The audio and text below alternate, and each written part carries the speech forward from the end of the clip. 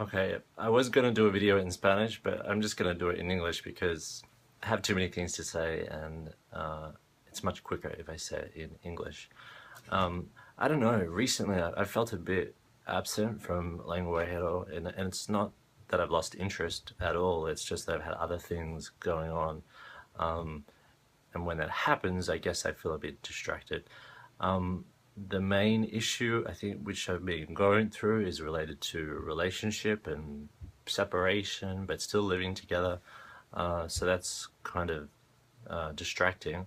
I had certainly mentioned the topic maybe a couple of months back, maybe not that long, maybe 6 weeks ago. Um, and certainly since that time, things have progressed, and I'd say that well, not say it is, the relationship that I was in has ended. Although it's a strange situation because we're still living together, but we're not referring to each other as boyfriends, which we have been for the past 2.5 years. So that's taking, a lot to get used to. But the short story is that I think that's zapped a lot of my energy, and made it more difficult for me to find energy to do other things. Um, Related to that, I've been thinking about the future, and I've often thought about this in the past couple of years because the partner that I've been with speaks Spanish, so that's been something that's been very helpful and very important to me. When I think about the future and being in a different relationship and who I would be with and stuff like that, it seems to me that I put a lot of priority on the person being able to speak Spanish. And it's not that I would want to be with someone who is terrible in every other respect but speaks Spanish. Obviously, I would have to really care about them and be attracted to them and get along with them in many respects. But I would also like them to be able to speak Spanish.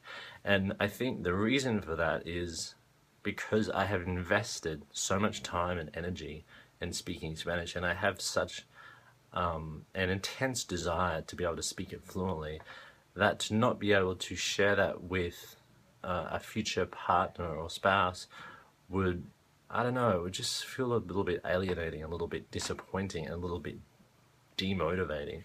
I don't know whether that's extreme or not. I've asked a few people what they think about that and whether they think that's ridiculous, and whether it's wise or unwise to be screening potential relationship partners on the basis of the language that they speak. Perhaps I might meet a person or a man who is the most amazing in every sense, but doesn't speak Spanish. Would I rule them out on the basis of that? That, on the face of it, seems ridiculous. But on the other hand, when I think about spending years of my life with someone who doesn't speak Spanish, I don't know, I would worry that my capacity to grow in that sense and to develop my language skills would be compromised by the fact that the main person I'm spending all of my time, most of my time with, doesn't speak the language. So I'd certainly be interested to hear what other people have to say about that, and whether the person that you're in a relationship with speaks the language that you're wanting to learn, or whether that's ever factored into your relationship choices, or whether it's completely ridiculous and unnecessary and it doesn't really matter who you're with. If you want to learn the language fluently, you can do it regardless of whether your partner speaks the language or not.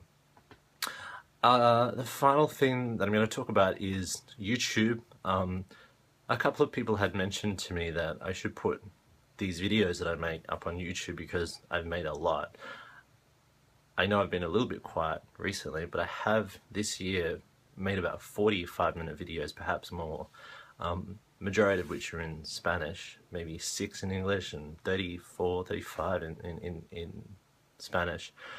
And I have recently started uploading some of them. They're not public yet, but I've been putting subtitles on them, which I've found really interesting. It's been very helpful to listen to what I said and put subtitles over everything, including the errors.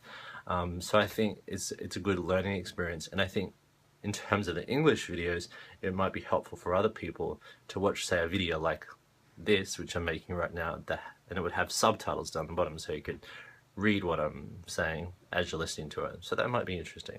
So I'm looking forward to that and interested to hear whether you think putting all my videos together on YouTube would be something that people might find useful, or that would be valuable for me as a learning project.